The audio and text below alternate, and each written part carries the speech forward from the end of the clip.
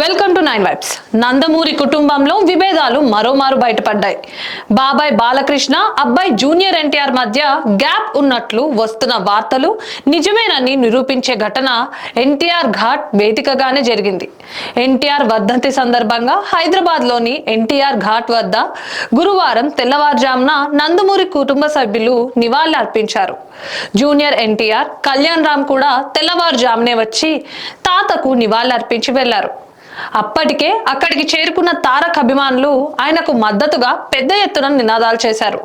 ఆ తర్వాత కాసేపటికే కుటుంబ సభ్యులు, పార్టీ నాయకులతో వచ్చిన బాలకృష్ణ తండ్రికి అంజలి ఘటించి వెళ్లారు.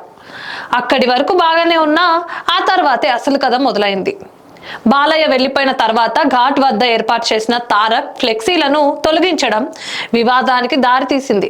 బాలకృష్ణ ఆదేశించడంతోనే వాటిని తొలగించారన్న ప్రచారం మొదలు కావడమే కాదు, వాటిని తొలగించాలని బాలయ్య చెప్తున్నట్టుగా ఉన్న వీడియో కూడా బయటకు వచ్చి వైరల్ అయింది. ఇది చూసిన తారక్ అభిమానులు బాలయ్యపై అగ్గి మీద గుగ్గిలమవుతున్నారు. ఈ ఘటనపై ఎమ్మెల్యే కొడాలి నాని గుడివాడలో మాట్లాడుతూ 1000 మంది చంద్రబాబులు, బాలకృష్ణలు వచ్చినా తారక్ ను ఏమీ చేయలేరని తేల్చి చెప్పారు. ఇలాంటి మరిన్ని అప్డేట్స్ కోసం స్టే ట్యూన్ టు 9 వైబ్స్.